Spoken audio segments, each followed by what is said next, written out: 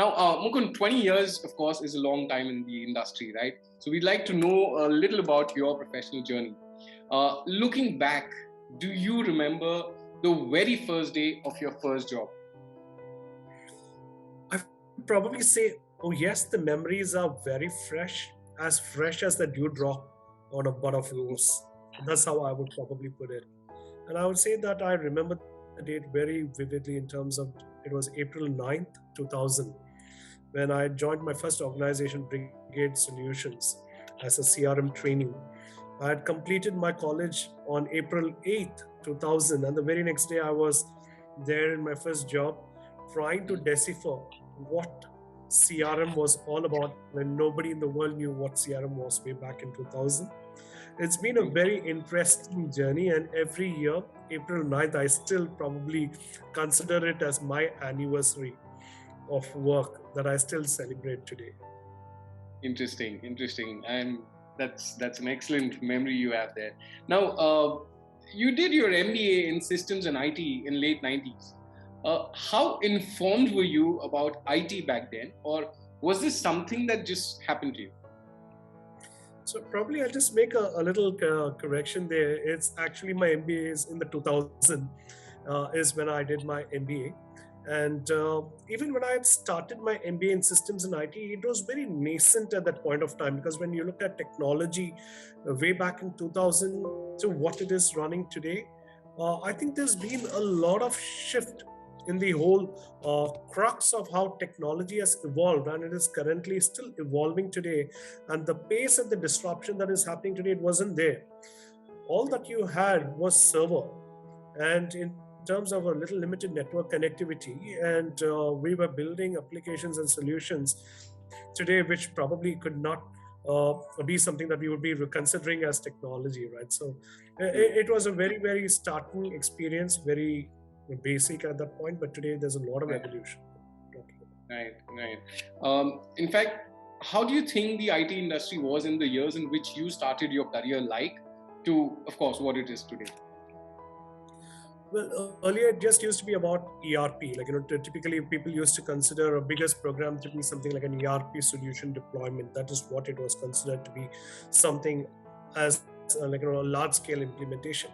But today, when you're looking at how technology probably has evolved, we are looking at ERP, but with artificial intelligence that would probably be deployed on top of that. Say, for instance, if you're looking at the same SAP, you could do a lot of forecasting that could be looked at today in terms of analytics to build forecast models, and even to share with your business teams in terms of, could I probably predict what could become the game changer in the industry? How do you probably forecast what models are there in terms of your sales revenues, in terms of how the business should progress?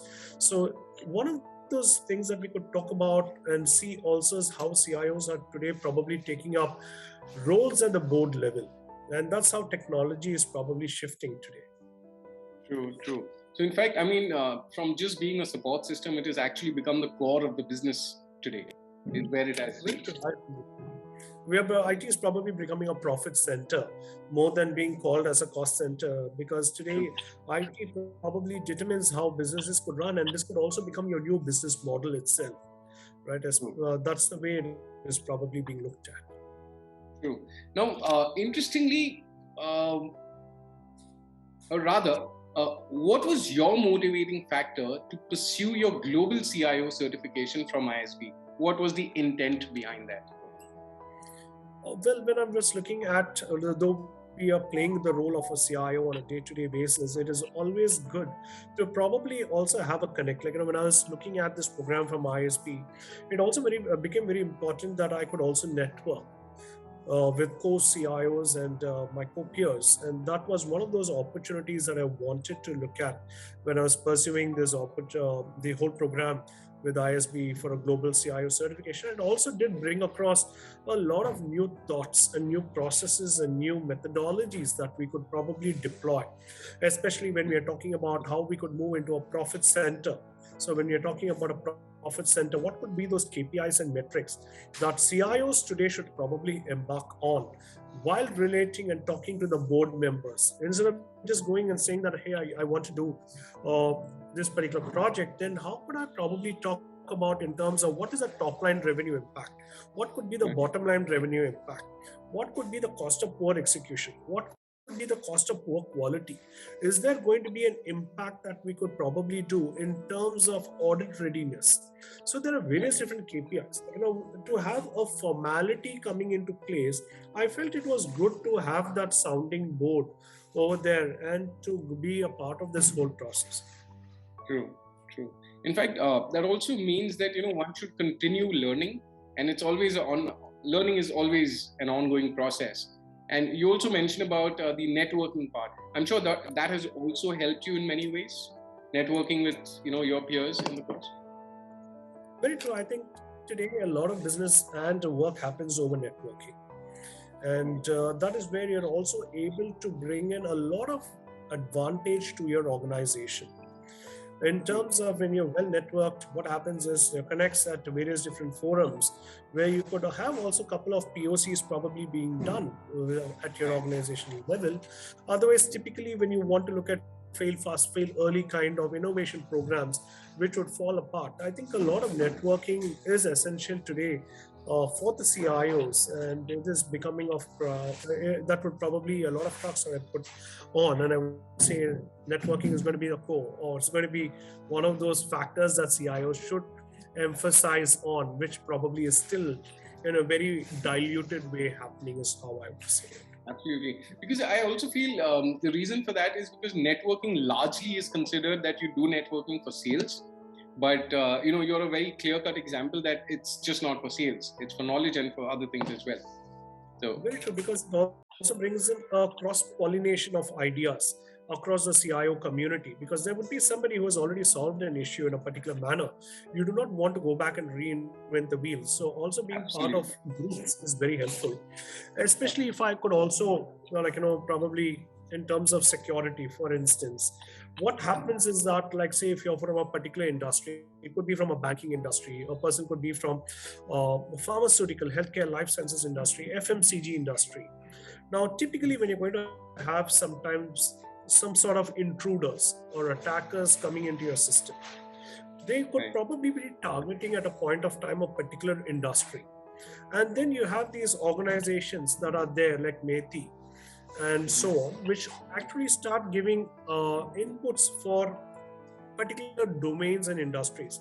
So it is very important that when you're networked in a particular industry and across industries, you can share this information along with other CIOs, CISOs, CDOs, in terms of what to watch out for, or if there's a problem statement and somebody has solved, it helps you to probably get the right partners onboarded and helps you so much to go faster. So I think networking is changing the game of how CIOs would take their day-to-day operations. True. Very well said. Great. Just one more question in this section is, did you have mentors early on in your career? And if yes, how did they help you out? I think no man is an island. There's always been a point where you start looking at certain leaders. You don't have to look at people very far away. They're very close to you.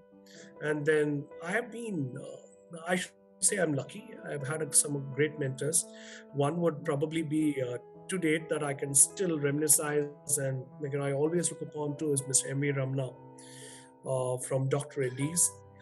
He's been an industry leader, a stalwart of ideas. The whole thought process in terms of innovation, not just from pharmaceutical, but how technology could probably evolve and influence pharma for the wellness of mankind, is something that I did see from him.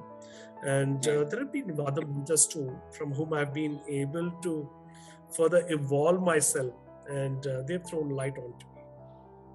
Interesting. As they say, the gurus, Shri Guru Pyo Namaha, right? That's always been there. Absolutely.